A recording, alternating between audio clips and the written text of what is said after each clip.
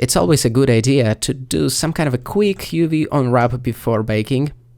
So let's select all the objects and then select all the polygons of these objects. Then Smart UV Project. Okay. The automatic projection should be good enough.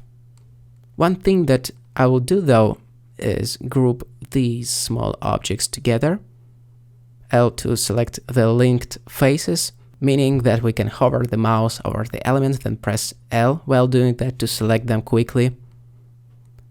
And for the door, it looks to me like the UV map is rotated 180 degrees, and I just reset the rotation, so to speak.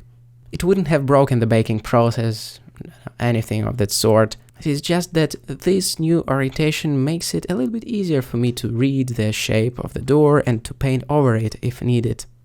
Okay, that was a really quick UV unwrap. Now let's get it into the oven. Skimming through the baking process in X normal to not waste too much time, doing that repeatedly, just to show that it happened indeed. As usual, it's worth baking a diffuse texture, a normal map, and a height map. A jump cut transition into Blender with all the baked assets imported. It looks flawless, I love it. Look at the normal maps, specifically. It's nothing short of a miracle. It's amazing how normal maps, if baked in the right way, can create an illusion of really elaborate geometry where there is none. I think it's really impressive. What we have to do now, obviously, is create some kind of a thickness. With just 4 faces, it will be an easy task. E to extrude the boundary. Something like that. No need for the mirror modifier this time. And then down into the face menu, select Grid Fill. That created a nice grid of polygons there, with the UV map even. The only thing that we have to adjust is the UV map for the thickness itself. We can select all the side polygons, Smart UV Project, then G to grab and adjust the position of these UV islands like that. This technique of adjusting UV maps is quick and dirty, but it will get the job done. For the door frame, I will use a slightly different method, namely the Solidify modifier. Let's increase the thickness a touch like this. Alright, and to pull off such UV map trick, like we did before, we first need to get access to the polygons. So applying all the modifiers first, and then double-clicking on the face loop in there, hit U, Smart UV Project once again, and then move it over to the door area. This time I will try to map the UV islands slightly more carefully to the door frame. A quick tip for selection: we can hover over the UV islands and press L, like this. Then rotate, move it into place. L again to select this guy. R to rotate. And try to align it to the door frame like this.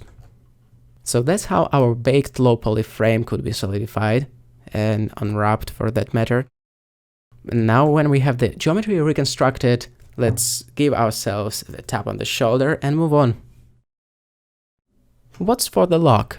Most of it looks correct as for me, except the back part.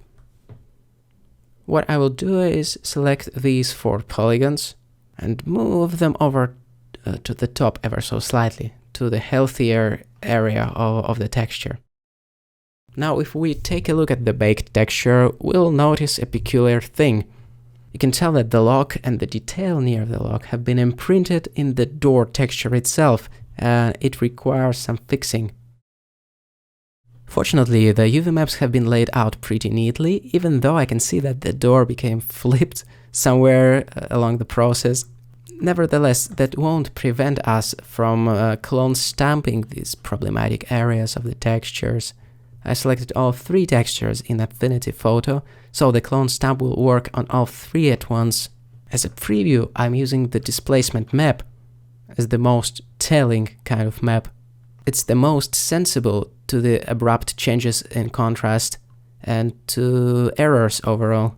So it's ultra important to heal the problematic spots there. The diffuse texture got simultaneously fixed as a bonus. That's great. The normal map as well. So that was rather painless, I would say. Let's just not forget to save the resulting textures, and we will be good to go. After exporting them from the image editing application, it's time to replace them from within the Blender shader editor. Both the diffuse texture and the normal map, of course, as it's the PBR set, it needs to be replaced in its entirety. So the normal map too. The door texture shall be cleansed now from the influence of nearby details, the door frame as well, of course. It means that these extra elements like the lock and this thing nearby the lock can be made interactive. They can be moved around freely, and the door will sustain this type of damage, this type of movement without revealing any kind of bugs. Oh, and actually the door itself can be opened. How cool is that?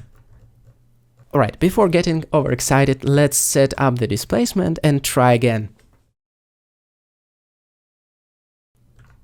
So let's scroll to the material output and add the displacement node. It all starts with the displacement node. Plug it into the material displacement input. Drag the height map in there. It should be connected to the height socket. The mid-level should be set to 0.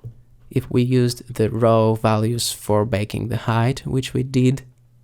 In the cycles, the feature set should be experimental. What else do we need?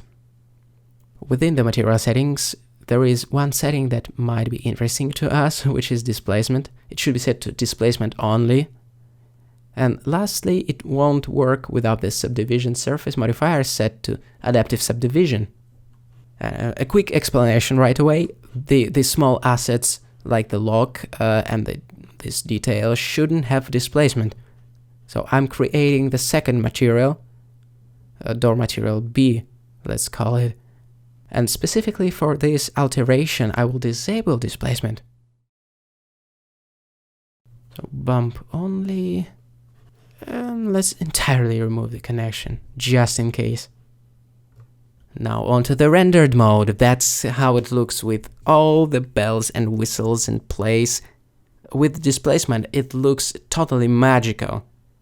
Wow. I bet you can tell the influence of the micropoly subdivision combined with the displacement and how it altered the silhouette of the model specifically, but also like how it enhanced it. Now, it looks to me like it has millions of triangles, not just, I don't know, 16. And it's bonkers.